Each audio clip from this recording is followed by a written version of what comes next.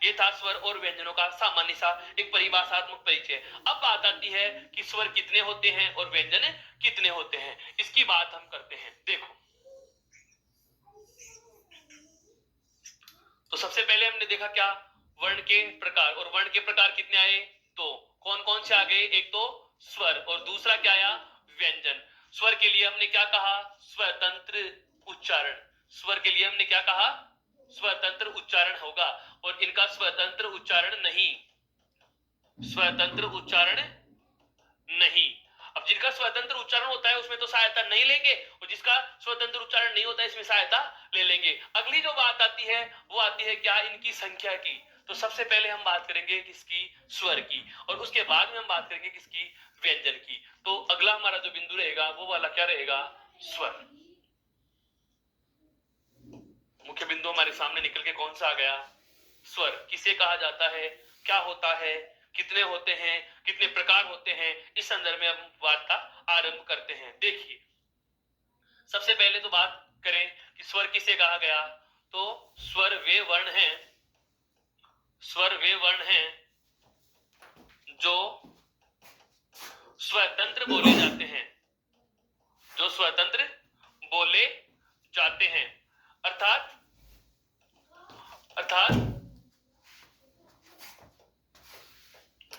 जिनका स्वतंत्र उच्चारण होता है। वे वर्ण जो स्वतंत्र बोले जाते हैं अर्थात जिनका स्वतंत्र उच्चारण होता है, या हम सरल शब्दों में ये भी तो कह सकते हैं ना, जिनके उच्चारण में किसी अन्य वर्ण की सहायता नहीं ली जाती, जिनके उच्चारण में किसी अन्य वर्ण की सहायता नहीं ली जा सकती। वे वर्ण जिनके उच्चारण में किसी अन्य वर्ण की सहायता नहीं ली जा सकती, यानी कि जो अकेले बोल दिए जाते हैं वो क्या कहलाते हैं, स्वर कहलाते हैं। अगला जो हमारा बिंदु आता है क्या आता है, वो स्वरों की संख्या कितनी होती है, स्वरों की संख्या कितनी होती है। तो जो महत्वपूर्ण बिंदु आ रहा है वो क्या आ गया, स्वरों की संख्या। और स्वरों की संख्या होती है मित्रों कितनी, 11। कितनी होती है, 11 है। स्वर कितने होते हैं, 11 होते हैं। और वो कौन कौन से होते हैं वो बता रहा हूं। ए, आ, ई, ई, उ, री, ए, आई, ओ और औ। वापस से समझना, स्वरों की संख्या कितनी होती है, 11। स्वरों की संख्या कितनी होती है, 11। कौन कौन से होते हैं, ए, आ, ई, उ, री। ये छोटी है, बड़ी री संस्कृत में ही चलती है, हिंदी में नहीं चलती। यदि आपसे पूछा जाए कि मूल भाषा में स्वर कितने होते हैं, तो हमारा जवाब होता है 13। मूल भाषा में स्वरों की संख्या कितनी होती है, 13। और हिंदी में कितने पढ़ते हैं, 11। दो स्वर कौन कौन से हैं जो हिंदी में नहीं है और मूल भाषा में थे, या जो है मूल भाषा में जो होता है, एक तो दीर्घ री चलता है, ध्यान देना। अगर एक बार गुंडी लगाएंगे तो यह है ऋस्वरी जो हमने हिंदी में लिखी है। यदि यह गुंडी 2 बार लगा दी जाती है तो यह हो जाता है दीर्घ री, जो केवल संस्कृत में चलता है।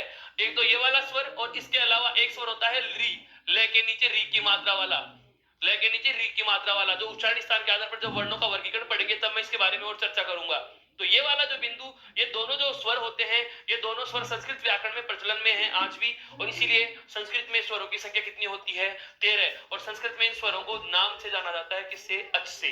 क्या कहा जाता है, अच कहा जाता है। संस्कृत में स्वरों की संख्या 11 नहीं 13 होती है, त्रयोदश होती है। और संस्कृत में स्वरों को किस नाम से संबोधित किया जाता है, अच के नाम से संबोधित किया जाता है। तो ए, और ए के बाद में आता है आई, आई के बाद में आता है ओ, और ओ के बाद में आता है औ।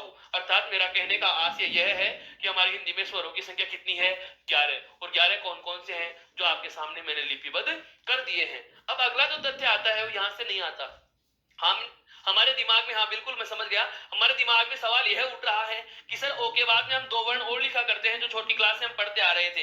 एक ओ के बाद में 2 वर्ण हम कौन कौन से लिखा करते हैं, एक तो लिखते हैं अंग और एक लिखा करते हैं अह।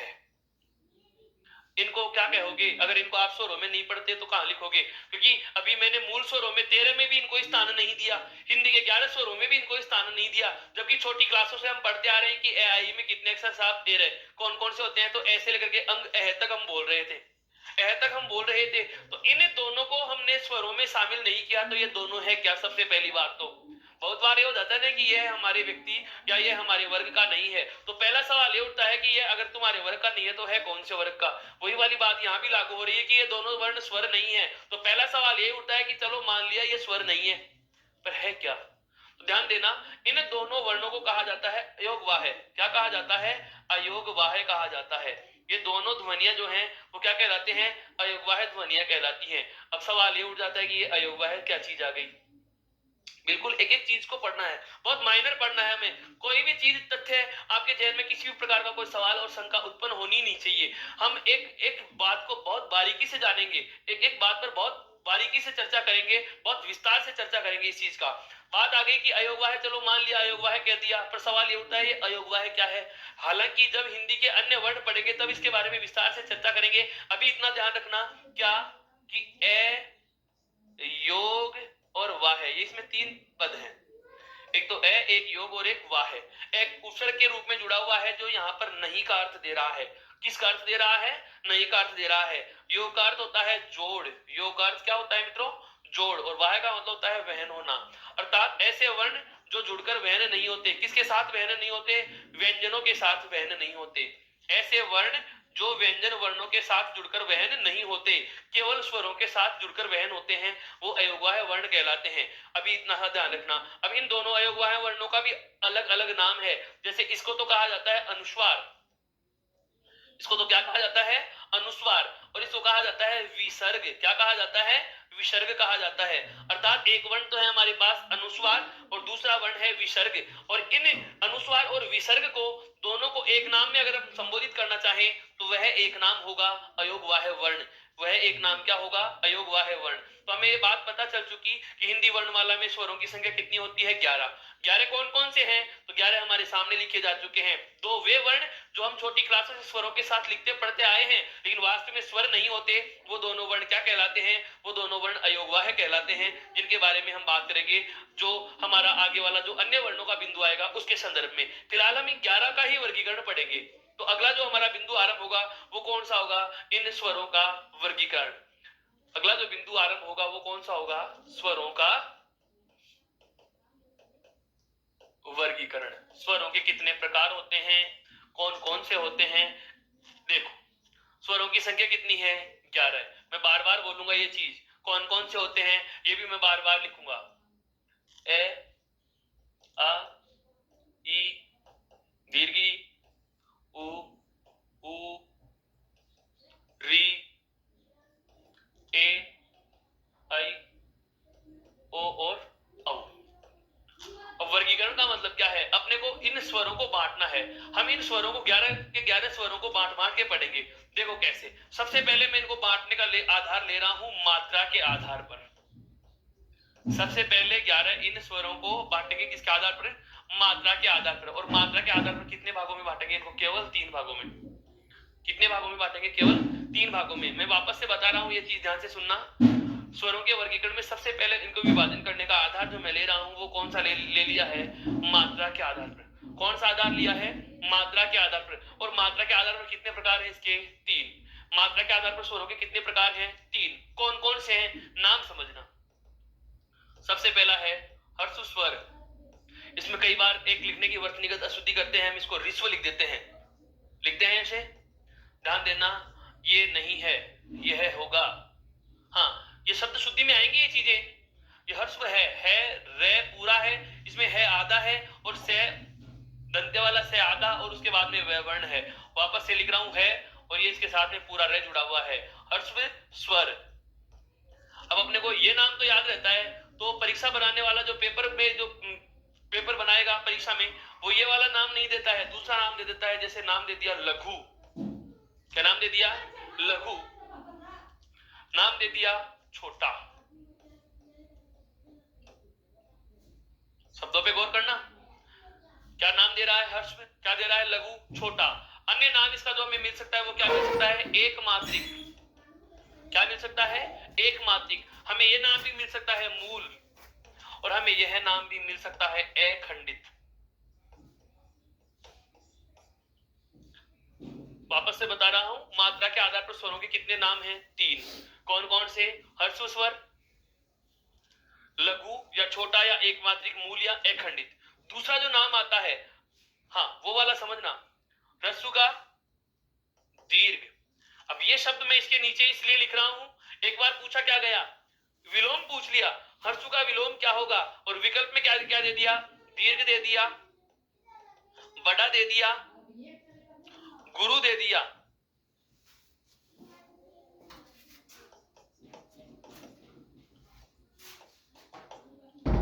अब जवाब पूछ रहा है क्या, सवाल का जवाब क्या पूछ रहा है वो, कि ह्रस्व का विलोम क्या होगा। वापस से समझना,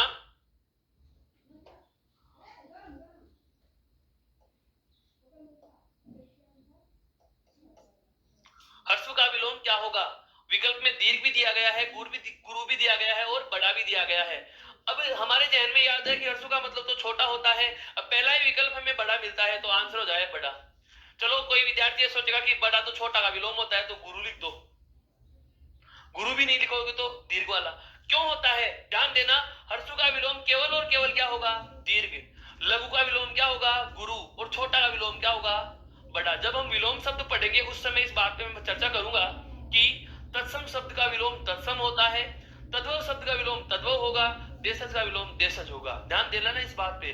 जैसे प्रत्ययों में और उपसर्गों में नियम लगते हैं ना, ठीक उसी प्रकार के विलोम में भी नियम लगते हैं। जैसे उपसर्गों में पढ़ते हैं कि तत्सम शब्दों के साथ संस्कृत के उपसर्ग होंगे, तद्भव शब्दों के साथ हिंदी के उपसर्ग होंगे, विदेशी शब्दों के साथ विदेशी उपसर्ग होते हैं। ठीक उसी प्रकार से यहाँ पर भी ये बात ध्यान देने वाली है क्या, कि मूल भाषा या संस्कृत के शब्दों का विलोम भी संस्कृत में ही होता है, हिंदी भाषा के शब्दों का विलोम भी हिंदी में होता है। अर्थात तत्सम का विलोम तत्सम में होगा और तद्भव का विलोम तद्भव में होगा। तो ह्रस्व का विलोम क्या होगा, दीर्घ। लघु का गुरु, छोटा का बड़ा। और ध्यान दो, एक मात्रिक की जगह हमें यहाँ पर दूसरा नाम क्या मिल सकता है, द्विमात्रिक। क्या मिल सकता है, द्विमात्रिक।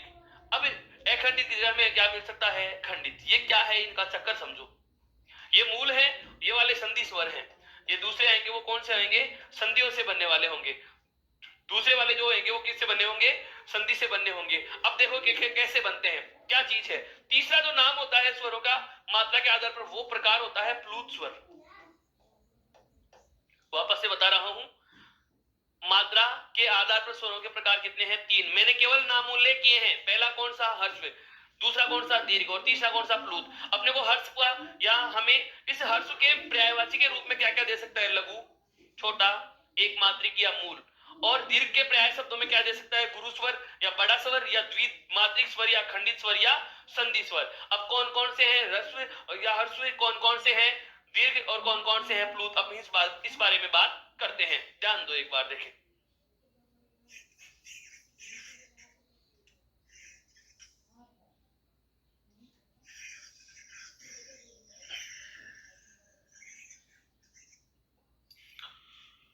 सबसे पहला में कौन सा लिया, हर्ष स्वर।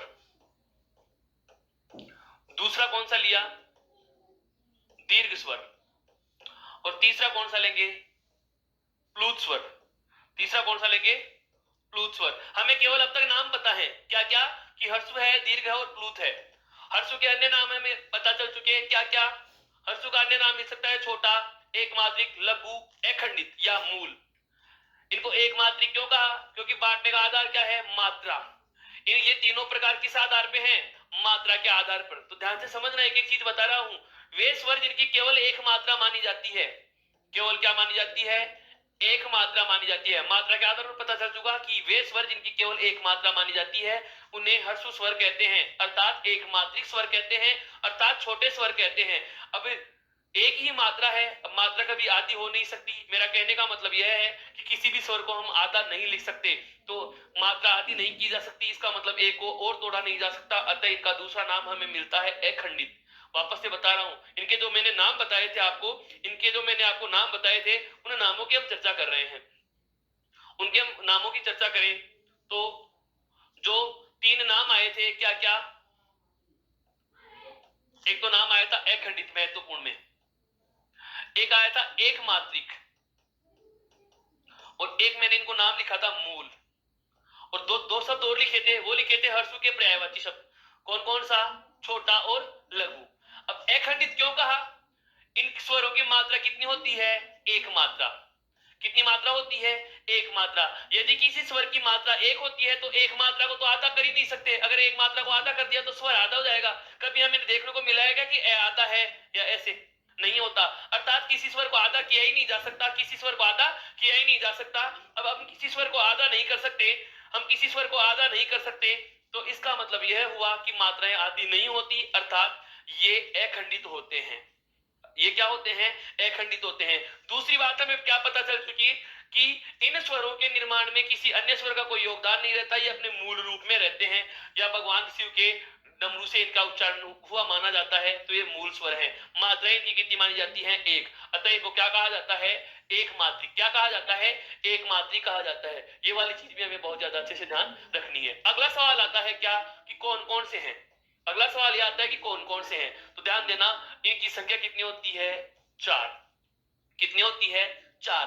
कौन कौन से होते हैं 11 में से 4? तो ध्यान दो, एक तो होता है ए, एक तो कौन होता है? ए, एक होता है ई, एक होता है उ, और एक होता है री। एक क्या होता है? री। वापस से बता रहा हूं, एक तो स्वर है अपना कौन सा? ए, एक है ऋस्व ई, एक है ऋस्व उ, और एक है कौन सा?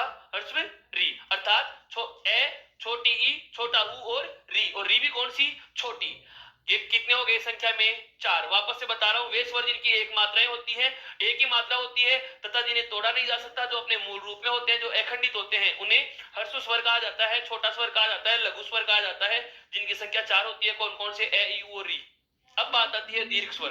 दीर्घ स्वरों की बात करें तो इनकी मात्राएं कितनी होती हैं? 2। पहली बात, इनकी मात्रा कितनी होती है?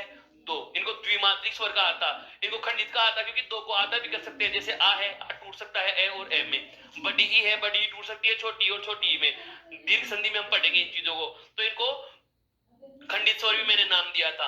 अब 2 मात्रा वाले स्वर होते हैं जिनको दीर्घ स्वर कहा जाता है, और इन स्वरों की संख्या कितनी होती है? 7। 7 और 4 कुल कितने हो गए? 11। अब हमारे जहन में पहले ही सवाल आ गया कि सर आपने तो 11 तो यही लिख दिए, तो ये जो प्लूत स्वर होता है ये कहां जाएगा? इसके लिए तो कोई स्वर ही नहीं बच रहा, इसके लिए भी स्वर आएंगे, देखना भी। तो अभी बात करते हैं दीर्घ स्वर में कितनी मात्राएं होती हैं? 2। और ऐसे स्वरों की संख्या कितनी होती है? 7। कौन कौन से? जो हर्ष के अलावा बच गए वो सारे के सारे इसमें आ जाएंगे। देखो ए यहाँ आ गया तो एक तो आ, छोटी यहाँ आ गई तो यहाँ पर ई, ऊ यहाँ आ गया, ऊपर आ गया तो बड़ा ऊ, री के बाद में आता है ए, आई, ओ और औ। ये जो 7 स्वर होते हैं ये क्या होते हैं? दीर्घ स्वर होते हैं। अब छोटे छोटे प्रश्न इनसे रिलेटेड जो हमारे जहन में उठते हैं, पहले मैं उनका जवाब दूंगा, फिर उसके बाद हम ब्लू स्वर की बात करेंगे। इसी मात्रा से संदर्भ में उठते हैं वो क्या? जैसे एक तो यह आता है कि ए और एक के ओ, इनकी हमें लगने में ऐसा लगता है जैसे केरल हमें लिखने को दे दिया जाए तो हम के ऊपर ए की एक मात्रा लगा रहे हैं, ये वाली। तो हमें ऐसे लगता है कि हमने तो के ऊपर एक ही मात्रा लगाई और एक ही है, तो आपने इसको 2 मात्राओं में क्यों गिना? पहला सवाल। दूसरा सवाल, जैसे ओ की मात्रा लगानी है अपने को, ओ की मात्रा, जैसे मैंने कहा कि कोटा। अब क्या पे ओ का मात्रा, ओ की मात्रा जुड़ी हुई है, दिखने में हमें एक ही मात्रा दिख रही है, फिर आप कहोगे कि सर अगर इस पे एक ही मात्रा दिख रही है तो आपने इसको 2 मात्राओं में क्यों लिख दिया? तो ये चीज समझना कि जो ए और जो ओ है, इस ए का निर्माण होता है ए प्लस ई से। अर्थात जब ए और ई स्वर जुड़ते हैं तो ए स्वर बनता है। एक तो ये चीज ध्यान रखने की है। जो ओ होता है ओ, ये बनता है ए और ऊ के जुड़ने से, कि जब ए और ऊ को जोड़ा जाएगा तो क्या बनेगा? ओ। अब ए की मात्रा कितनी होती है? 1। छोटे ऊ की मात्रा भी कितनी है? 1। ये तो अपने को पता है, ये रहा ए और ये रहा ऊ। तो ए और ऊ की मात्रा 1 1 होती है, तो इन दोनों की मात्राओं को जोड़ेंगे तो मात्रा कितनी हो जाएंगी? 2। समझ में आ गया होगा। ठीक वही यही बात यहाँ लागू भी होती है कि ए की कितनी मात्रा है? 1, छोटी की कितनी मात्रा है? 1। 1 और 1 मात्रा को जोड़ेंगे तो कितनी मात्रा हो जाएंगी? 2। अर्थात छोटी ई और ए जुड़ करके, सॉरी ए और छोटी ई जुड़ के ए बन रहा है, तो मात्राएं भी कितनी होंगी? 2। पहला सवाल तो ये वाली बात। अब बात आती है कि मैंने इनको संधि स्वर क्यों कहा था, वो वाली चीज समझनी है यहाँ पर। इनको मैंने संधि स्वर क्यों कहा था, ध्यान देना। जैसे आ है, आ बराबर होता है ए प्लस ए। जैसे है दीर्घ ई, दीर्घ ई का निर्माण होता है ऋस्व ई प्लस ऋस्व ई। ऐसे दीर्घ ऊ का निर्माण होता है ऋस्व ऊ प्लस ऋस्व ऊ से। इन सब की एक एक मात्राएं, इन सब की एक एक मात्राएं, तो मात्राएं जुड़ जुड़ के कितनी हो जाएंगी? दो दो। अब इन सब का निर्माण होता है आ बड़ी और बड़ा ऊ। कौन सी संधि में बनते हैं? दीर्घ में। कौन सी संधि में बनते हैं? दीर्घ संधि में। अर्थात इन तीनों को हम दीर्घ संधि के स्वर भी कह सकते हैं। आ बड़ी ई और बड़ा ऊ, ये कौन सी संधि के स्वर कहलाए? दीर्घ संधि के। क्यों? क्योंकि इनका निर्माण कौन सी संधि से हो रहा है? दीर्घ वाली संधि से हो रहा है। अब बात आती है किसकी? ए ऐ और औ की। तो जो ए है ए, ये ए बनता है किससे? ए और ई के जुड़ने से। ए और ई के जुड़ने से। जो ऐ होता है वो बनता है ए और ए के जुड़ने से। जो ओ होता है अभी मैंने आपको बताया था, ये बनता है ए और ऊ के जुड़ने से। और जो औ होता है वो बनता है ए और ओ के जुड़ने से। ए और ओ के जुड़ने से।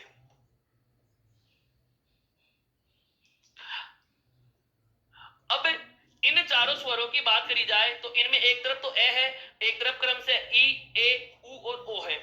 तो इन चारों वर्णों का या इन चारों स्वरों का जो निर्माण हो रहा है वो ए के योगदान से हो रहा है।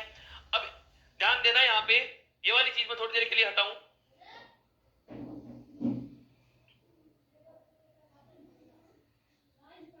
संधि स्वर का कारण बता रहा हूं और इसके साथ एक नई चीज और बताऊंगा आपको। जैसे एक मात्रा जिसको आप ए बोल रहे थे, एक मात्रा का जिसे हम ए मान रहे थे, ये वाला ए और ई के योगदान से बना या योग से बना। ओ बनता है ए और ऊ के योग से। तो इस ए को और इस ओ को तो हम बनाते हैं कौन सी संधि में? गुण संधि में। कौन सी संधि में बनाते हैं? गुण संधि में। और जो ऐ है, जो ये ऐ वाला जो स्वर है, ऐ जो स्वर है हमारे पास ये रहा, और एक जो औ जो स्वर है, इन दोनों स्वरों का निर्माण होता है कौन सी संधि में? वृद्धि संधि में। कौन सी संधि में होता है? वृद्धि संधि में होता है। और इन दोनों गुण संधि से और वृद्धि संधि से जो ये चारों स्वर बना करते हैं, इनको इन दीर्घ स्वरों के साथ साथ एक बहुत महत्वपूर्ण नाम दिया जाता है, जो बहुत बार परीक्षाओं में पूछा जा चुका है। ये चारों के चारों स्वर जो क्रम से गुण और वृद्धि संधि से बने हैं, इन चारों स्वरों को जो एक नाम दिया जाता है, वो वाला नाम क्या है वो बता देता हूं आपको। इन चारों स्वरों को एक नाम देंगे और वो नाम है, आप लोगों के लिए याद रखना इस चीज को, क्या? संयुक्त स्वर। इन चारों को जो एक नाम दिया जाता है वो नाम क्या दिया गया है? संयुक्त स्वर। अर्थात प्रश्न पूछा गया है, जैसे वहां पर मूल के अपन विलोम में संयुक्त को समझ बैठते हैं, एक खंडित के विलोम में संयुक्त को समझ बैठते हैं गलत फहमियों की वजह से। तो ये चीज ध्यान रखने के बहुत अच्छे से याद रखने वाला तथ्य है क्या? कि संयुक्त स्वरों की संख्या केवल कितनी होती है? 4। इसमें यहाँ पर दीर्घ संधि के तीनों स्वरों को शामिल नहीं करेंगे, उनको अलग हटाते हुए बचे हुए 4 को शामिल करके आपको संयुक्त स्वरों की संख्या बतानी होगी। इसमें ए, ऐ, ओ और औ। वापस से बता रहा हूं, मात्रा के आधार पर दो प्रकार के स्वर जो मोटे मोटे दिख रहे हैं, ह्रस्व और दीर्घ, ये दो प्रकार हम संधियों में बहुत ज्यादा काम में लेते हैं। प्लुत स्वर का हम संधि में प्रयोग नहीं करते, लेकिन ये पढ़ रहा है क्या है अभी बताऊंगा। पहले ध्यान देना, ह्रस्व स्वरों की संख्या कितनी होती है? 4, ए, ई, ऊ और री। उसके बाद में दीर्घ स्वर दो मात्रा वाले स्वर होते संख्या में कितने हैं? 7, आ, ई, ऊ, ए, ऐ, ओ और औ। अब इन आ, ई और ऊ, इन तीनों को तो हमने कहा है दीर्घ संधि के स्वर, और ये बचे हुए चारों क्या कहलाते हैं? संयुक्त स्वर। ये बचे हुए चारों क्या कहलाते हैं? संयुक्त स्वर कहलाते हैं। यहां तक की बात क्लियर। अब बढ़ते हैं आगे किसकी तरफ? प्लुत स्वर की। ये कि प्लुत स्वर क्या है देखो। पहले तो इसकी परिभाषा समझेंगे, प्लुत कहा किसे जाता है? प्लुत कहा किसे जाता है? तो प्लुत के लिए ध्यान रखना है क्या? किसी स्वर को लगातार लंबे समय तक, किसी स्वर को लगातार लंबे समय तक उच्चारित किए जाने से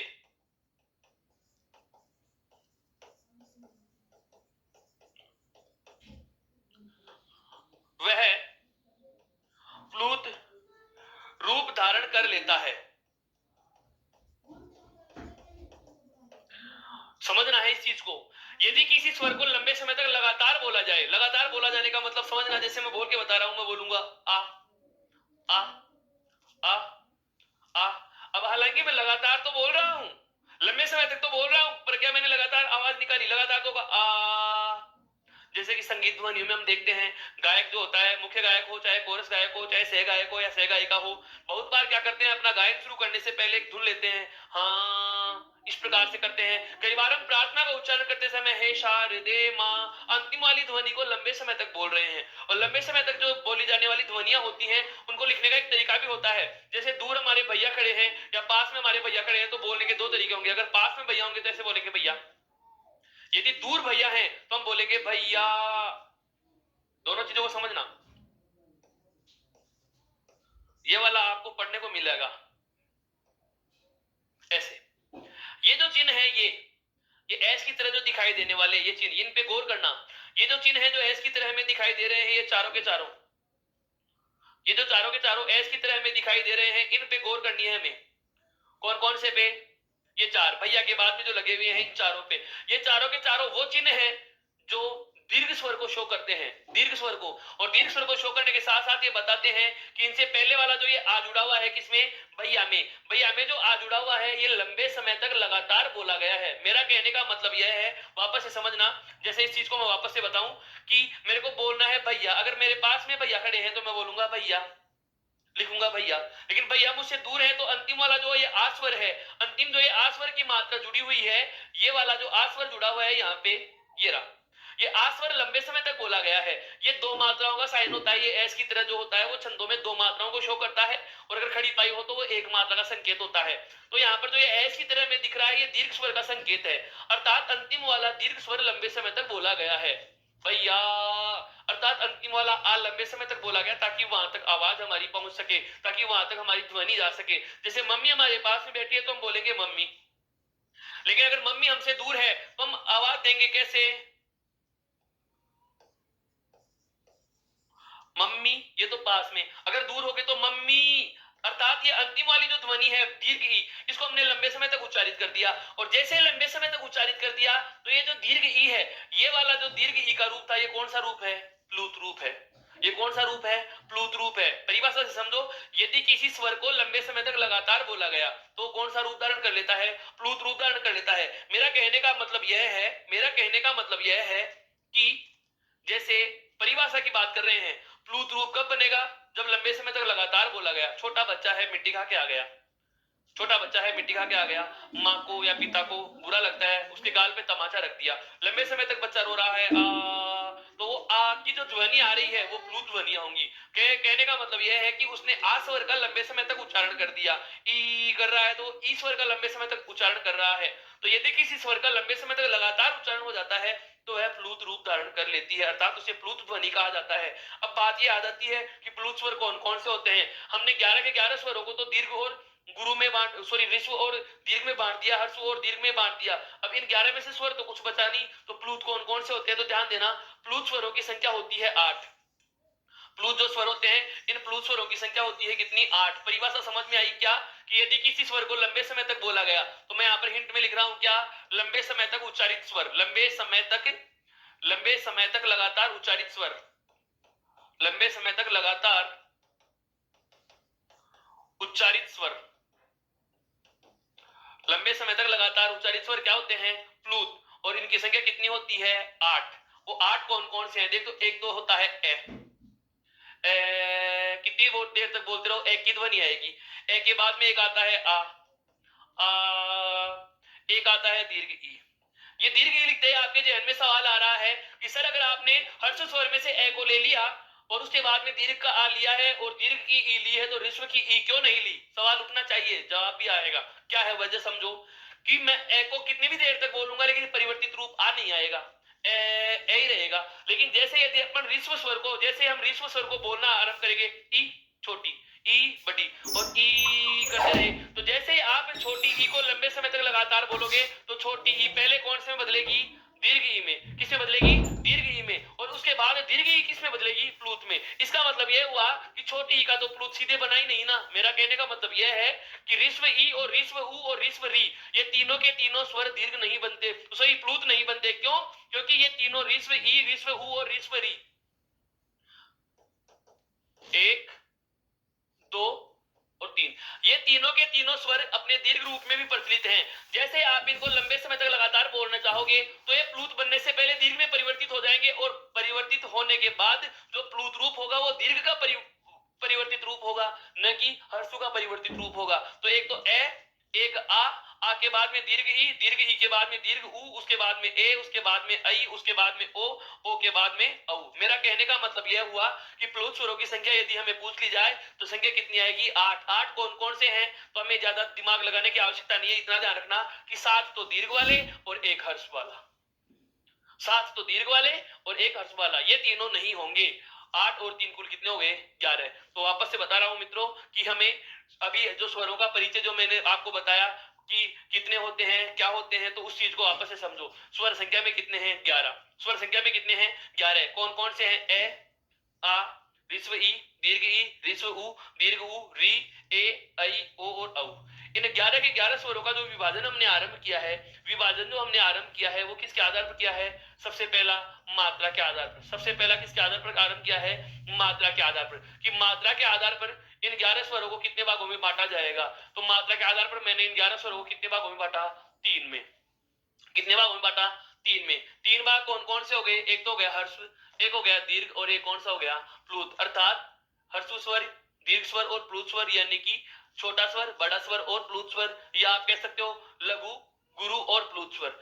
ऋस्व स्वर क्या होते हैं? एक मात्रा वाले वे स्वर जिन्हें तोड़ा नहीं जा सकता, संख्या में 4, ए, ई, ओ, री।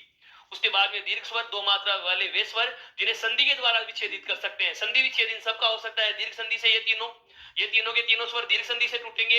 ए और ओ, ये दोनों के दोनों स्वर गुण संधि से टूटेंगे। और आई और औ, आई और औ, ये दोनों कौन सी संधि से टूटते हैं?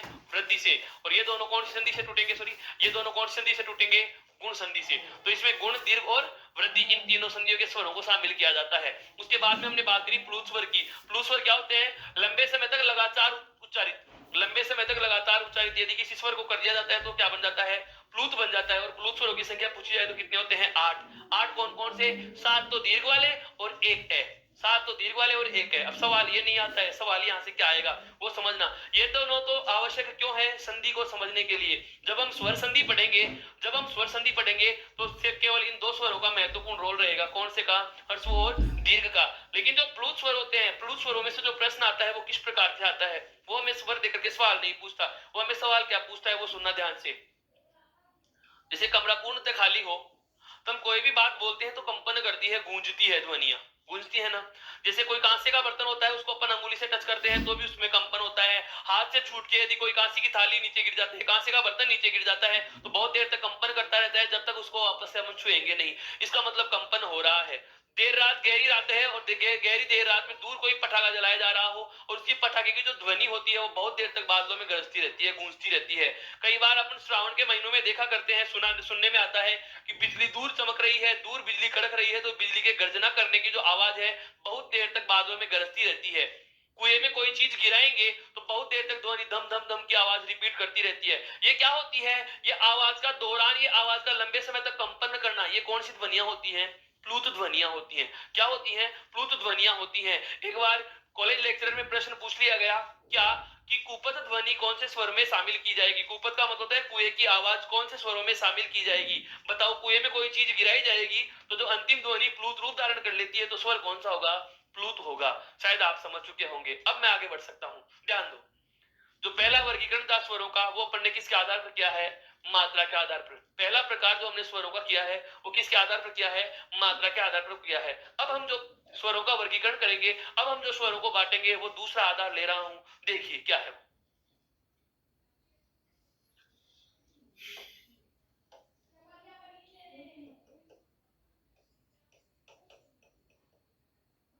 औष्ठाकृति के आधार पर।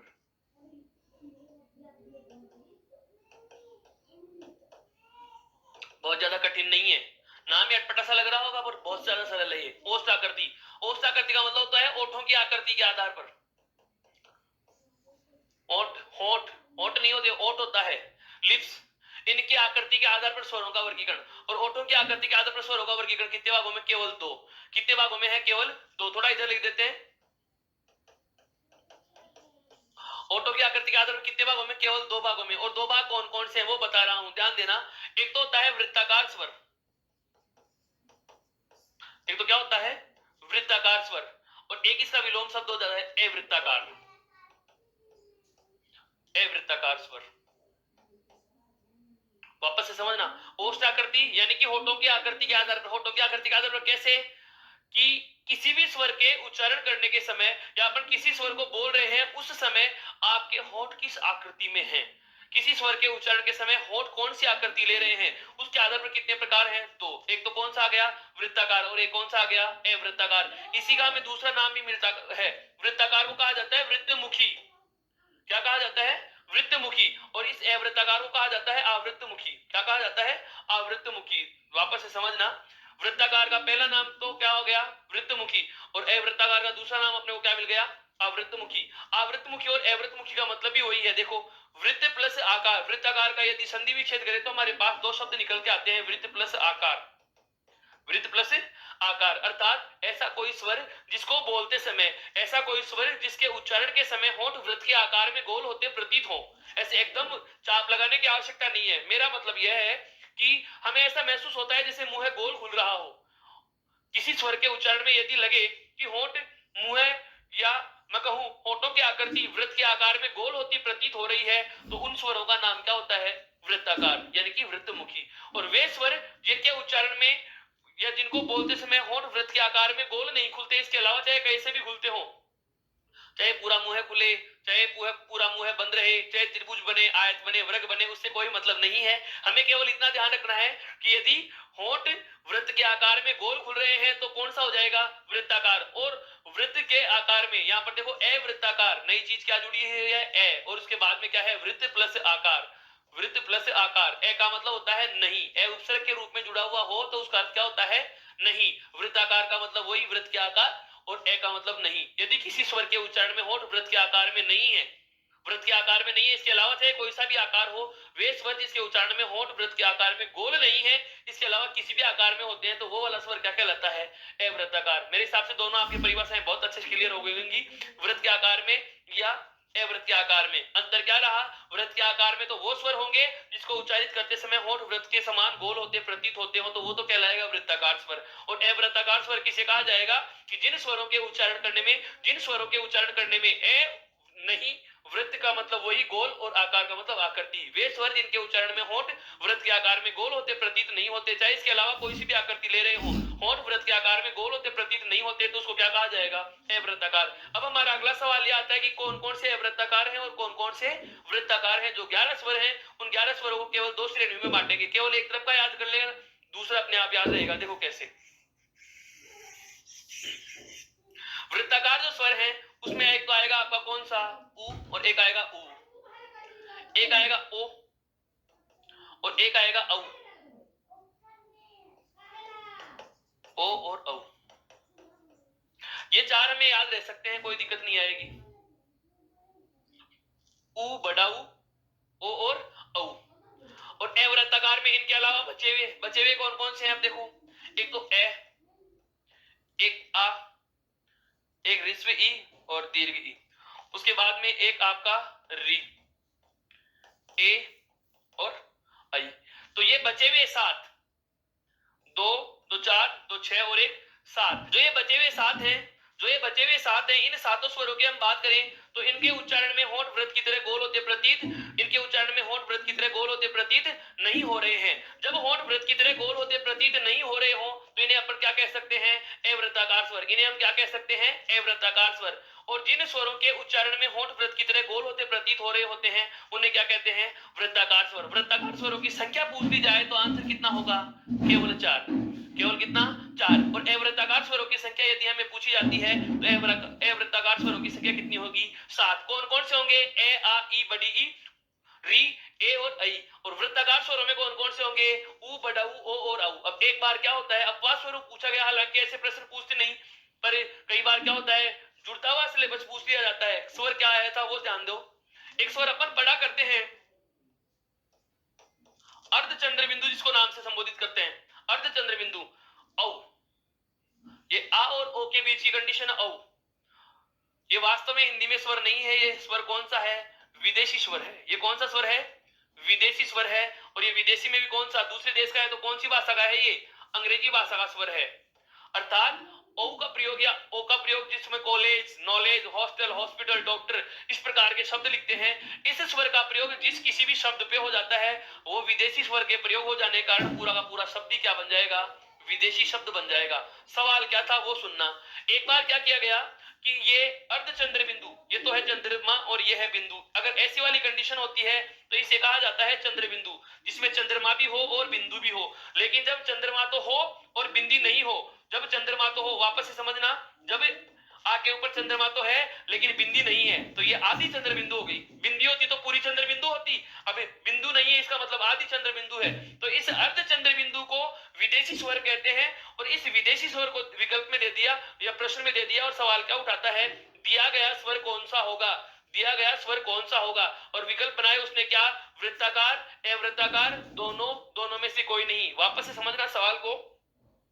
11 का तो हमें पता है कि 4 ऊ बड़ा ऊ और औ तो होते हैं वृत्ताकार, बचे हुए 7 क्या होते हैं? अवृत्ताकार या अवृत्तमुखी। और ये 4 जो होते हैं वो वृत्ताकार या वृत्तमुखी। सवाल क्या रहा?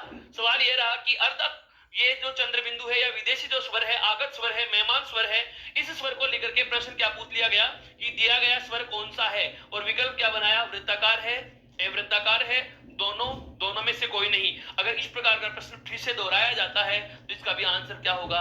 वृत्ताकार स्वर। अर्थात विदेशी स्वर अर्धचंद्र बिंदु वाले आ को भी या अर्धचंद्र बिंदु वाले औ को भी किस में माना जाता है?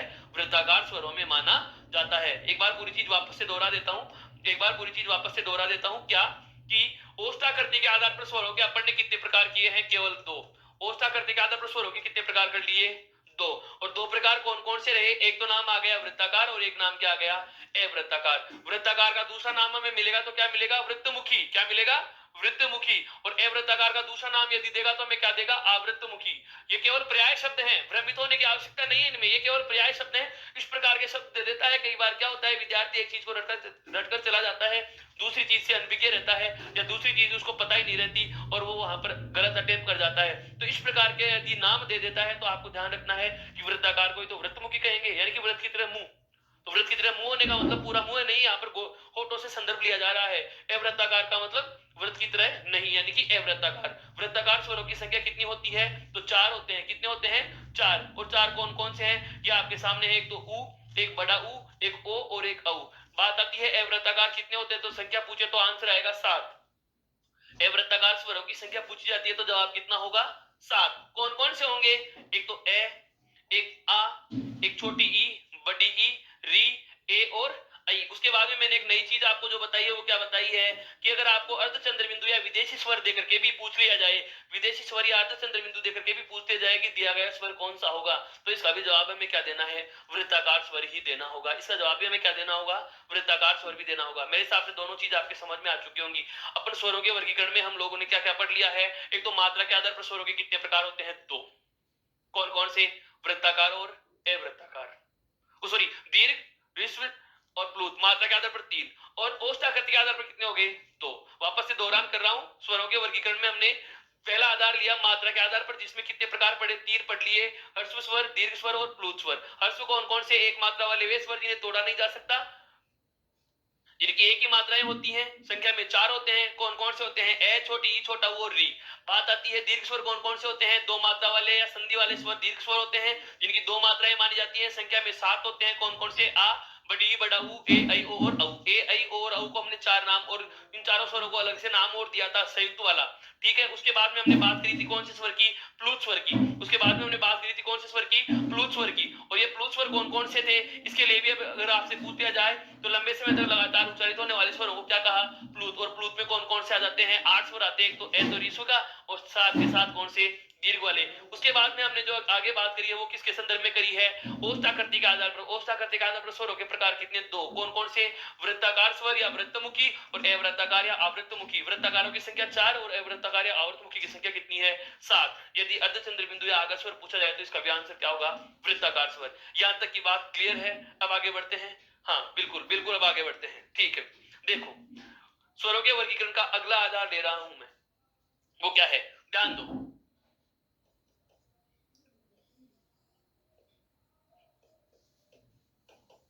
जीभ की क्रियाशीलता के आधार पर, जीव की क्रियाशीलता के आधार पर या जीवा की क्रियाशीलता के आधार पर स्वरों का वर्गीकरण। और ये प्रश्न पूछा भी गया है, कितने होते हैं, ध्यान रखना, ये जवाब कितने होंगे, 3। जीव की क्रियाशीलता या जीवा की क्रियाशीलता के आधार पर स्वरों का वर्गीकरण या स्वरों के प्रकार यदि हमसे पूछे जाते हैं तो हमारा जवाब कितना होगा, 3 होते हैं। कौन कौन से होते हैं, वो नाम ही ज्यादा महत्वपूर्ण है, उन नामों को समझना महत्वपूर्ण है, उसके बाद स्वरों के वर्गीकरण पे आएंगे। ध्यान दो, जैसे समझ लीजिएगा ये कोई स्थान है, यह कोई स्थान है और ये कोई सड़क मार्ग है। यहां पर बहुत सारी जनता खड़ी है, बहुत लोग हैं।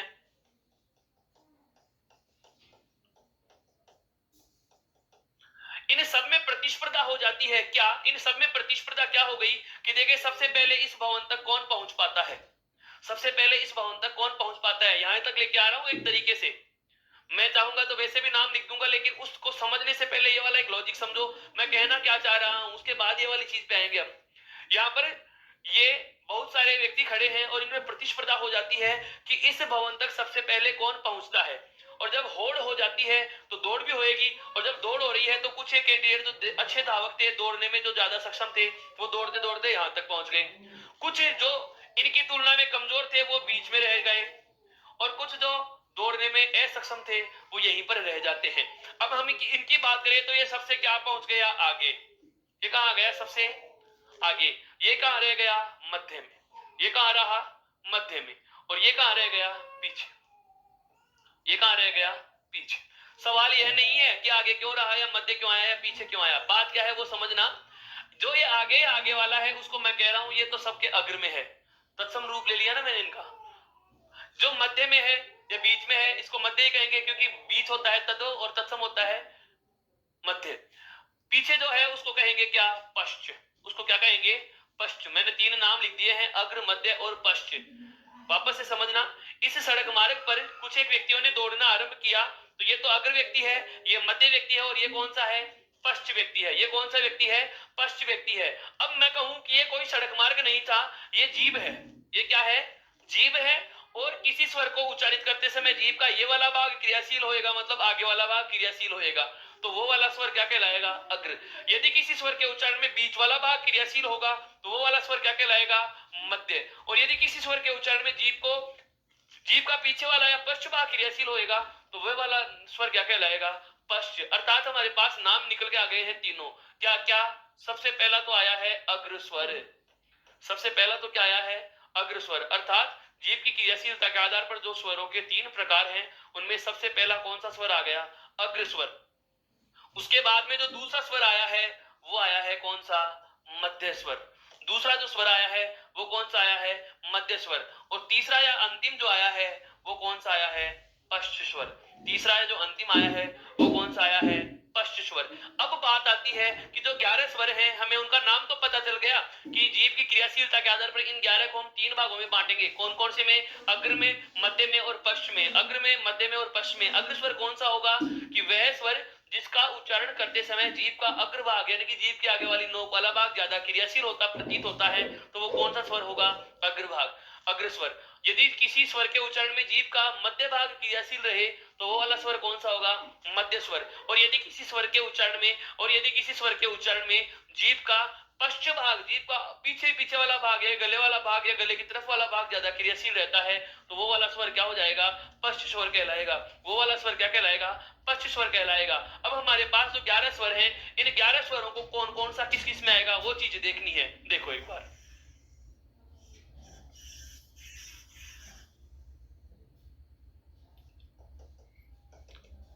अगर मैं इनको सीधा ही लिख दूं, जैसे अग्र स्वर में आता है ई, ई, ए, ऐ और री।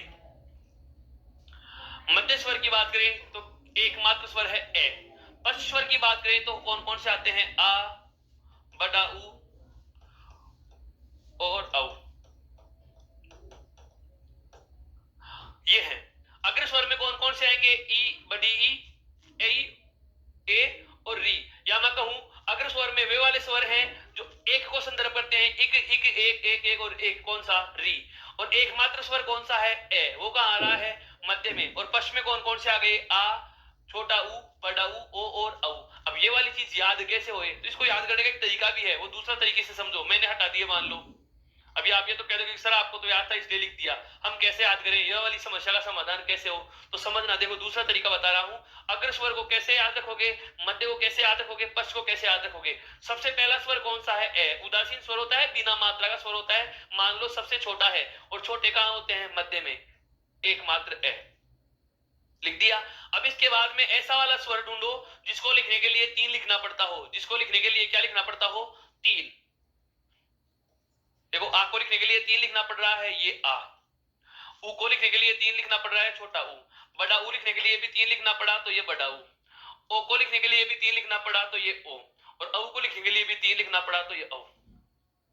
अब देखो इधर क्या बच रहा है, छोटी ई, बड़ी ई, ए, आई, और एक आपका री।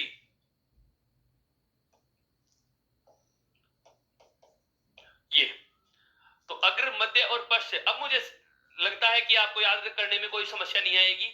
मध्य में केवल कौन सा स्वर आएगा, ए। मध्य में केवल कौन सा स्वर आएगा, ए। पश्चिम में कौन कौन से आ गए, आ, ऊ, बड़ा ऊ, ओ और औ।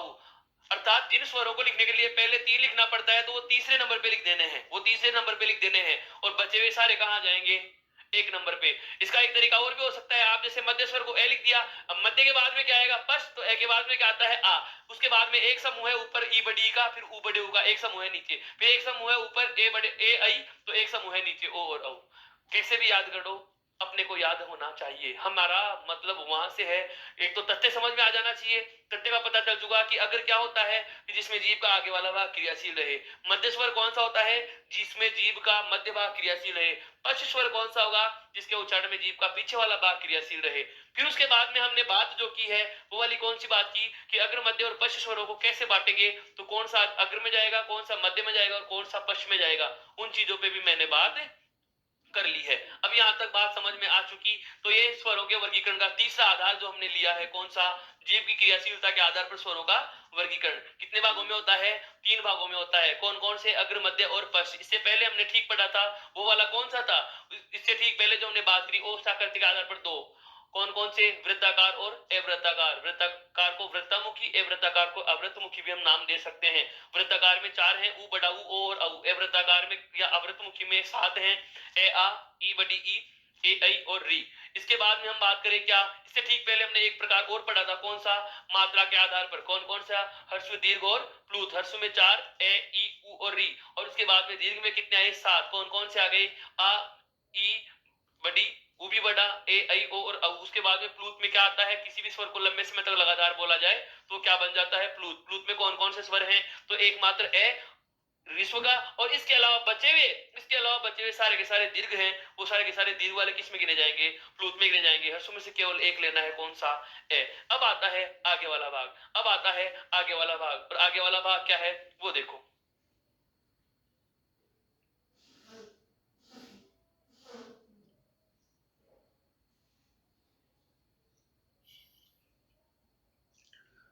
स्वरों के विभाजन का अगला आधार, तालु की स्थिति के आधार पर।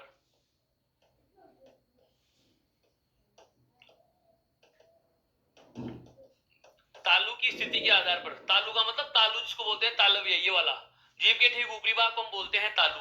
अब इस तालु की स्थिति के आधार पर स्वरों का जो वर्गीकरण होता है उसके प्रकार कितने हैं, 4। तालु की स्थिति के आधार पर स्वरों को कितने भागों में बांटा गया है, 4 भागों में बांटा गया है। अब यहाँ पर बहुत ध्यान देने वाली बात बता देता हूं आपको। स्वरों के वर्गीकरण में से यदि सीधा प्रश्न पूछा जाता है तो सबसे ज्यादा संभावनाएं यहीं से बनती हैं। और इसकी यहां से बनने की वजह क्या है, यह वर्गीकरण कठिन नहीं है, इसके नाम याद ही नहीं रहते। वापस से बता रहा हूं, स्वरों के वर्गीकरण के जो अपन ने उपरोक्त 3 आधार पढ़ लिए हैं, इससे ठीक पहले हमने जो 3 वर्गीकरणों पे चर्चा करी, कौन कौन से, मात्रा के आधार पर। मात्रा के आधार वाला महत्वपूर्ण इसलिए है क्योंकि हमें संधि में आवश्यकता होगी। उसके बाद हमें औसत आकृति के आधार पर वाला इसलिए महत्वपूर्ण हो गया क्योंकि वहां से एक बार प्रश्न पूछा गया है, कौन सा, विदेशी स्वर का। इसके ठीक पहले हमने अभी बात करी है, कौन सी, जीव की क्रियाशीलता के आधार पर, जो अग्र, मध्य और पश्च। और अब आता है जो सबसे ज्यादा महत्वपूर्ण है और अंतिम होगा, तालु वर्गों, स्वरों के वर्गीकरण में कौन सा, तालु की स्थिति के आधार पर। और कितने प्रकार हैं, 4। अब इस चीज को समझने से पहले एक बार तालु की स्थिति समझो क्या है। जैसे हम बात करें दोस्तों, ये है दांत, देखते हैं, यहां जाना है और महसूस करना है। जैसे ये ऊपर के दांत हैं और ये नीचे के दांत हैं। दांत जिस चीज के लगे हुए होते हैं उस भाग को कहा जाता है मसूड़ा। दांत जिस चीज के लगे हुए होते हैं उस भाग को क्या कहा जाता है? मसूड़ा। और मसूड़े से ठीक ऊपरी भाग, हमारे मुंह में दांत, दांतों से ठीक ऊपरी भाग को क्या कह रहे हैं? मसूड़े। और मसूड़े पता ही नहीं चलता कहां खत्म हो गए और क्या शुरू हो जाता है? तालू शुरू हो जाता है। क्या शुरू हो जाता है? तालू, जिसको तालुआ बोलते हैं, बहुत बार बोलते हैं। वापस से बता रहा हूं, सबसे नीचे तो क्या है? दंत। दंत के ठीक ऊपर वाले भाग को हमने क्या कहा? मसूड़ा। और मसूड़ों को अपन दूसरा शब्द भी कह सकते हैं। देखो ये तो आगे क्या? दंत। दंत के ठीक ऊपरी वाला भाग क्या है? मूर्धा। क्या है? मूर्धा।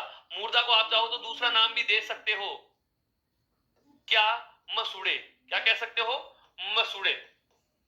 मसूड़ों के बाद में ये वाली चीज है जिसको मैंने नाम दिया है क्या? तालू।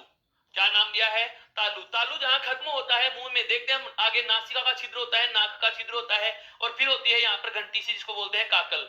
क्या बोलते हैं इसको? काकल बोला जाता है। क्या बोला जाता है? काकल बोला जाता है। अब क्या होता है, इन दांतों के ठीक बाद में और इस तालू से नीचे होती है जीभ, जीवा, जो कहां जा रही है? गले में। ये जीभ होती है जो कहां जा रही होती है? गले में जा रही होती है। अब सवाल क्या है, ये वाली चीज हमें आवश्यक क्यों हो गई? इस चीज को समझना जरूरी क्यों हुआ? दांतों से ठीक अंदर, वापस से दोहराऊं, दांत, दांतों से ठीक ऊपर का जो भाग है वो है मसूड़े, यानी कि मूर्धा। मसूड़ों के ठीक ऊपर वाले भाग को हमने क्या नाम दिया? तालू या तालव्य। और तालू के जस्ट बाद में, तालू जहां समाप्त हो रहा है वहां नाक का छिद्र होता है, नासिका छिद्र है यहाँ पर, और उसके बाद में क्या हो रही है? काकल या कागज, जिसको अपन बोल रहे हैं। अब जो महत्वपूर्ण बात है, इस तालू के ठीक नीचे होती है जीभ, जो कहां जा रही है? गले में। अब बांटने का आधार क्या है? तालू। अर्थात इन दांत वाले और मसूड़ों वाले भाग से तो हमें कोई लेना देना नहीं, और काकल वाले भाग से भी हमें कोई मतलब नहीं है। हमारे बांटने का आधार क्या है? स्वरों के विभाजन का तालु। अर्थात हमें तालु की स्थिति को समझना है। और ये तालु की स्थिति कितनी स्थितियों में बढ़ती है? 4 में। देखिए वो कौन कौन सी स्थितियां हैं, एक बार वापस से समझो उन स्थितियों को। सबसे पहली स्थिति बता रहा हूं, जैसे मान लिया ये है तालु और ये है जीभ। अगर जीभ का ये आगे वाला भाग तालु के आगे वाले भाग को स्पर्श कर लेता है तो बताओ रास्ता बंद हुआ या नहीं हुआ? समझना, ये तो है तालु, ये तो क्या है? तालु। और ये जीभ का अग्रभाग यदि तालु के इस आगे वाले भाग को स्पर्श कर लेता है तो ये आगे का मार्ग बंद हो गया ना। इस स्थिति को कहा जाता है बंद की स्थिति। कौन सी स्थिति कहा गया? बंद। और इस बंद का ही दूसरा नाम हमें मिलता है क्या? समृद्ध। क्या नाम मिलता है? समृद्ध। पहली स्थिति क्या है? जीभ का अग्रभाग, जीभ का अग्रभाग, जीभ का अग्रभाग तालु के अग्रभाग को स्पर्श कर ले, तालु के अग्रभाग को स्पर्श कर लेता है, अर्थात आगे का मार्ग क्या हो जाता है? बंद। ये वाली स्थिति कौन सी है? समृद्ध, बंद स्थिति। नंबर 2, इसकी ठीक विलोम, दूसरी स्थिति इसकी ठीक विलोम है। वो क्या है? यही तालु है और ये जीभ है। जीभ का पश्च भाग तालु के पीछे वाले भाग को स्पर्श कर रहा है। समझ रहे इस चीज को? ये है तालु, ये है तालु, और वापस से बता रहा हूं इस चीज को मैं। अब तालु में क्या है?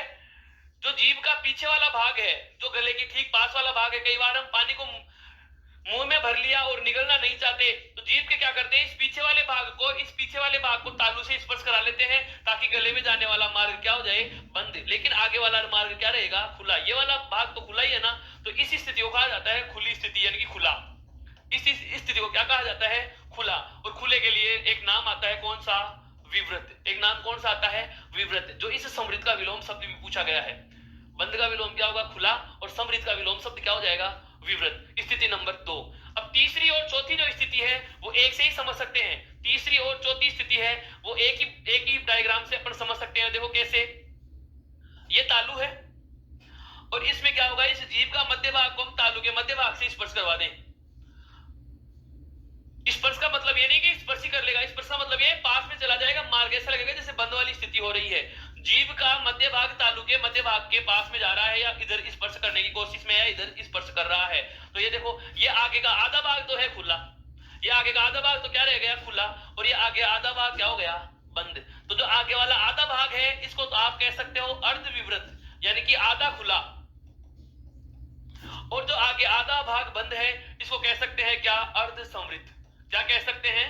अर्ध समृद्ध। समृद्ध का मतलब बंद और अर्ध का मतलब आधा। तो ये तो हो गया आधा बंद, ये हो गया आधा खुला। वापस से नाम बता रहा हूं, समझना इन चीजों को, क्योंकि ये नाम याद नहीं रहते, इसलिए मैंने ये सारी स्थितियां बनाई हैं आपके सामने। सबसे पहली स्थिति तो कौन सी आ गई है कि जीभ का अग्रभाग तालु के अग्रभाग को स्पर्श कर रहा है, ये वाला। तो ये स्थिति कौन सी हो गई, बंद। यदि जीभ का पश्च भाग तालु के पश्च भाग को स्पर्श करे, कौन सा भाग को, पश्च भाग को स्पर्श कर रहा है, तो आगे का मार्ग खुला है, और इसी स्थिति का नाम है खुला, या अपन कह सकते हैं विवृत।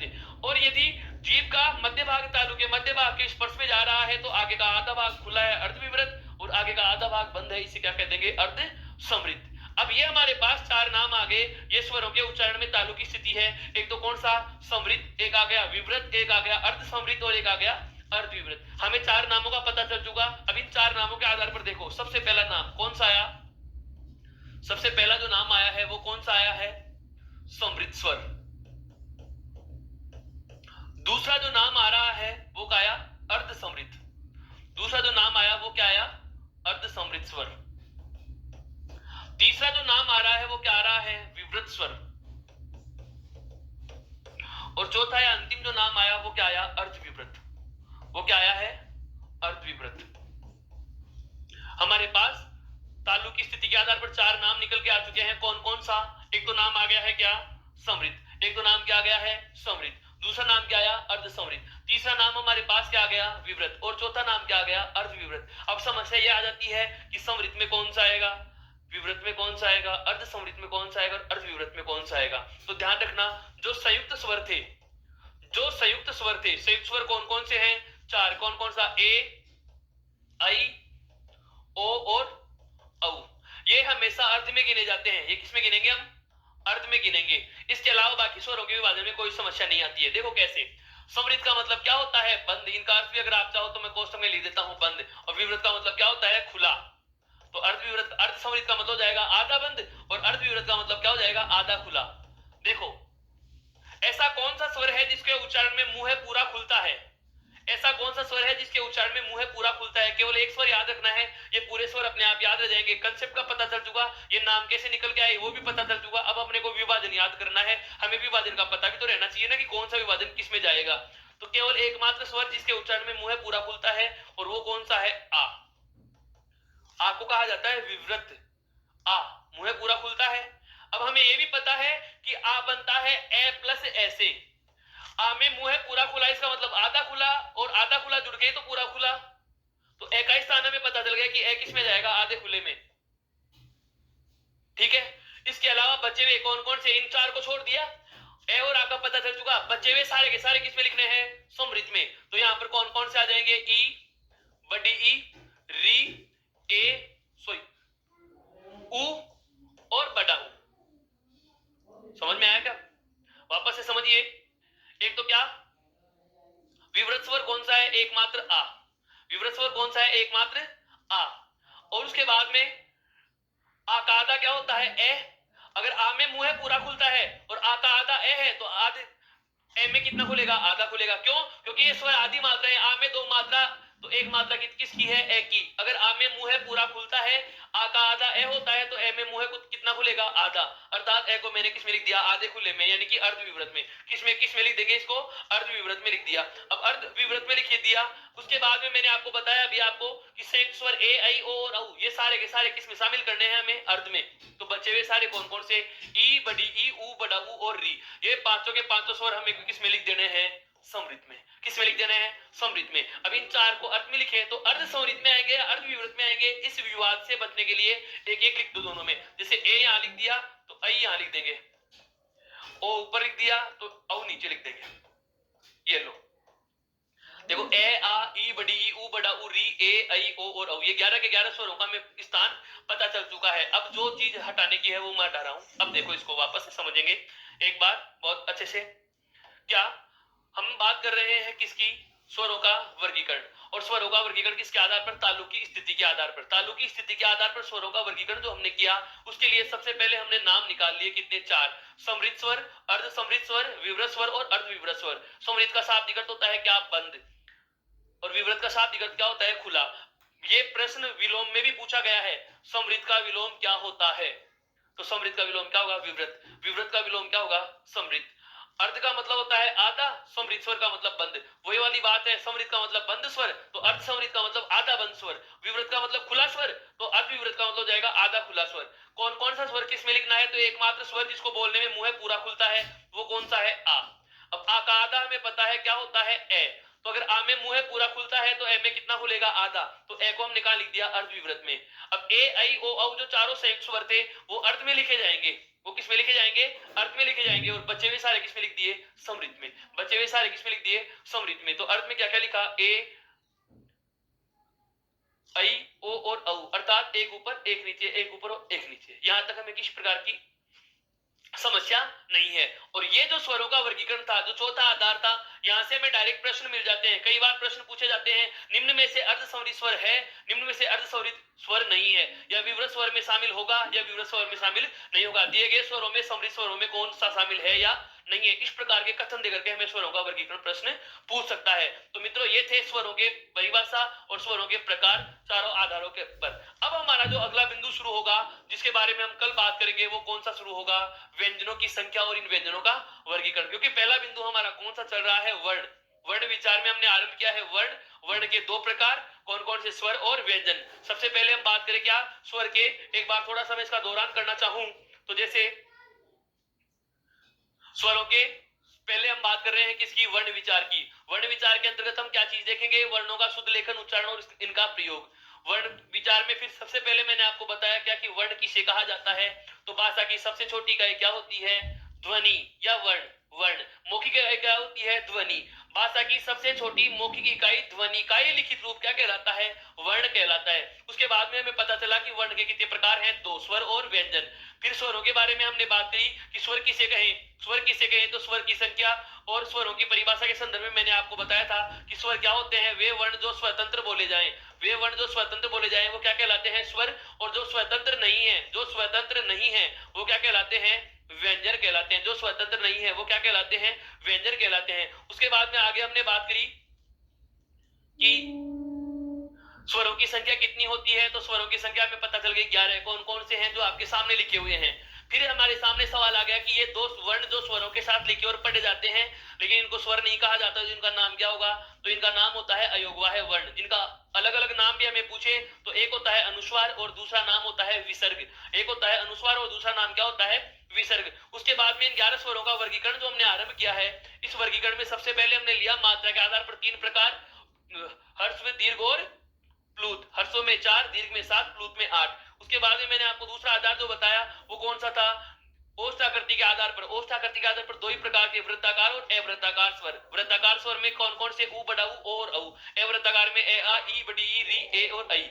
इसके बाद में हम बात करें जीव की क्रियाशीलता के आधार पर 3 प्रकार, अग्र, मध्य और पश्च। अग्र में केवल एकमात्र ए, इसके अलावा 3 लिखते हैं जिसमें वो तीसरे नंबर पे आएगा, और जिसमें 3 नहीं लिखते वो 1 नंबर पे लिख दिया हमने, अर्थात अग्र स्वर में लिख दिया। उसके बाद में जो आधार आया तालु की स्थिति के आधार पर। तालु की स्थिति के आधार पर कितने प्रकार के स्वर होते हैं? 4 प्रकार के। और उन चारों प्रकार की स्थितियां कौन कौन सी हैं? एक तो आ गई कौन सी? ये वाली बंद की स्थिति। दूसरी आ गई कौन सी? खुली स्थिति। और तीसरी आ गई और चौथी आ गई कौन सी? अर्ध विवृत और अर्ध समृद्ध की स्थिति। उसके बाद में अर्ध समृद्ध और अर्ध विवृत में कौन कौन से लिखे गए? तो समृद्ध, अर्ध समृद्ध और विवृत और अर्ध विवृत का हमने वर्गीकरण पढ़ लिया है। आज तक की क्लास में या आज की क्लास में हम इतना ही। उसके बाद में कल फिर से मिलेंगे नए टॉपिक के साथ। इसी का जुड़ता हुआ कौन सा बिंदु होगा? व्यंजन। हेडिंग डाल के ध्यान रखना। कल बात करेंगे, तब तक के लिए नमस्कार, थैंक यू।